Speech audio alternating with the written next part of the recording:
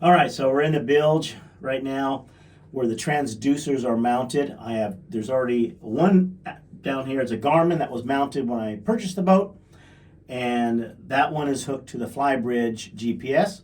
And so the Garmin that's up top, the 8410, I went down and hooked the Airmar of the P79, and that's this one right here. Now, they're mounted differently, and there's a really good video on this, to be honest with you, really nice.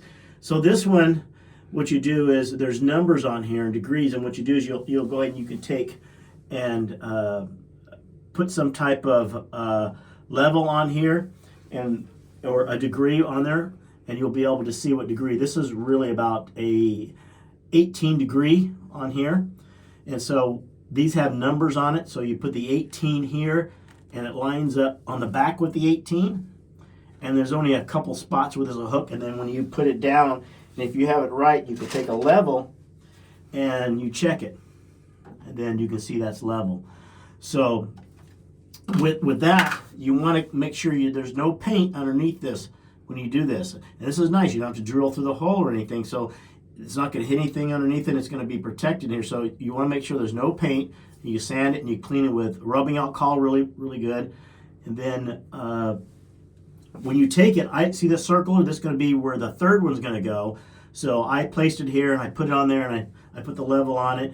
And it's a little bit different. This one actually has different cups that come with it. The Garmin, like this is a 20, and I believe that goes from like 17 maybe to 22 or something like that. So you use that one, and then as you move it back and forth, you'll see that it'll become level. So this is where I marked it. So I'll have to remove the paint right here and then sand it down, and get this out. This will be really easy to remove because this just chips up, and then mount it. Now what I've used to mount it is a 4200.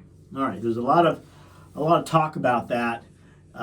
They recommend silicone, and if you want to use silicone, I think that's fine as long as you use an adhesive silicone, because you want the adhesive along with the sealant, so you want that for the strength, and it also flexes a little bit, that's what you want because your boat's moving and such. I use a 4200.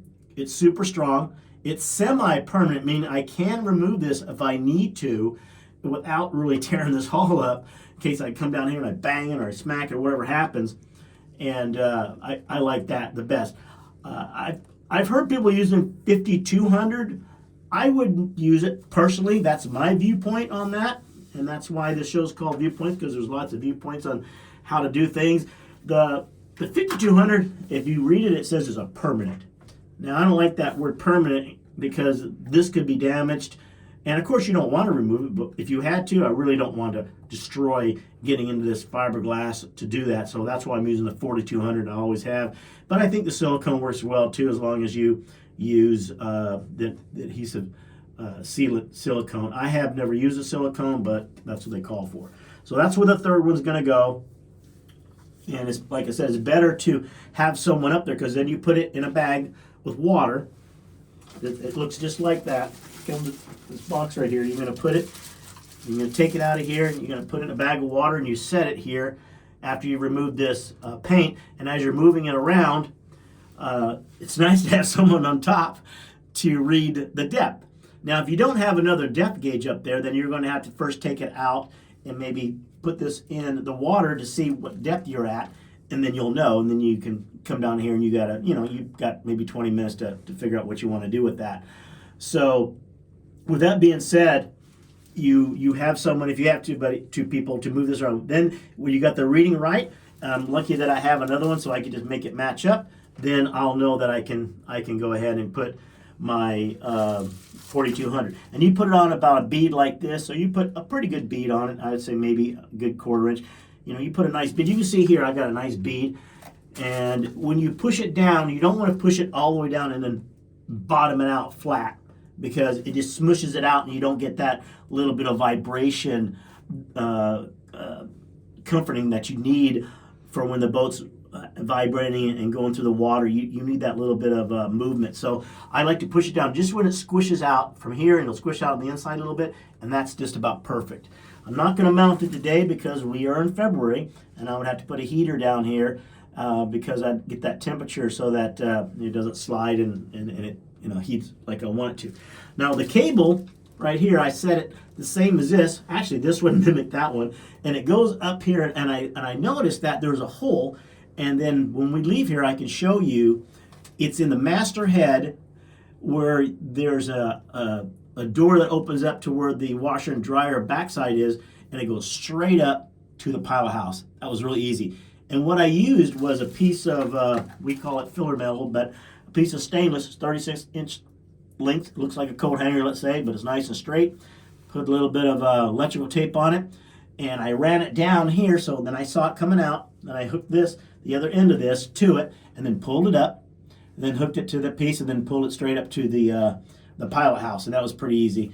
And that's what this is. It's going to be the same as this. And you notice the distance. Now, this is in the middle, but this is far enough distance. And again, this is for the fly bridge, so I shouldn't really have any problems with being that they both have different frequencies. And if I did, like we talked about before, I could just change it on my GPS and say, let's just run off of this one. We're not going to run off of the other one.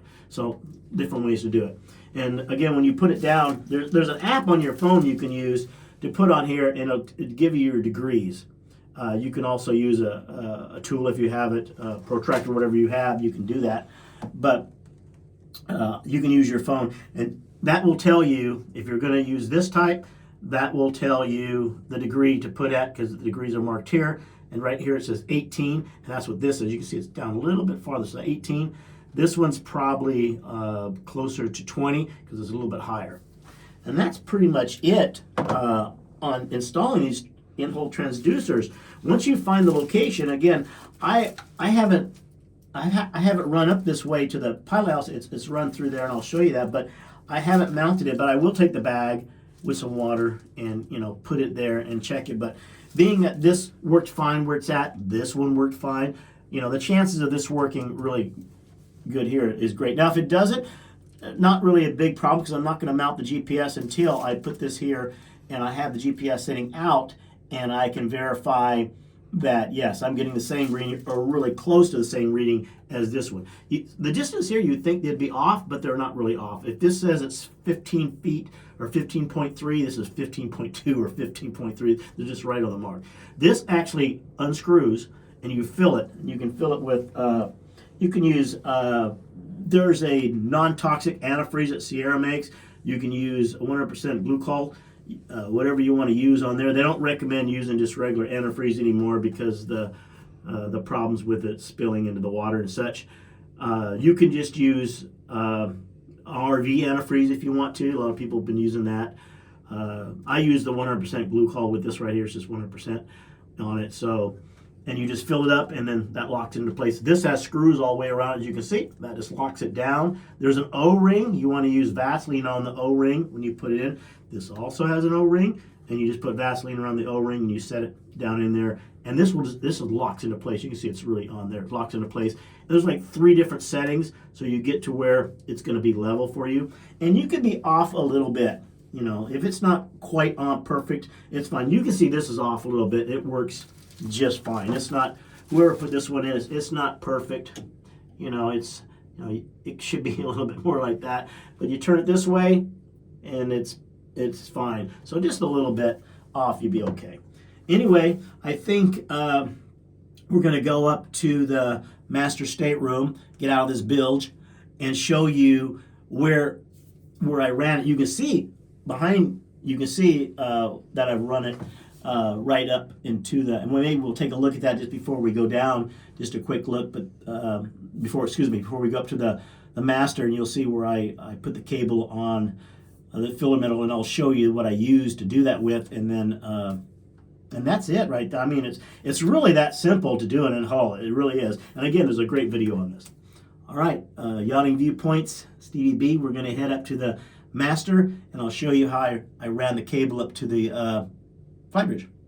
All right, or excuse me, the pilot house.